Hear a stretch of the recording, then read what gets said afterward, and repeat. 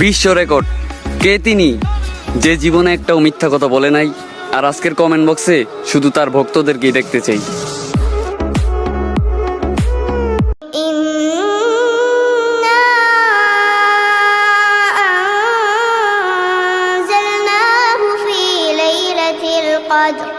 وما أدراك ما ليلة القدر ليلة القدر خير من ألف شهر تنزل الملائكة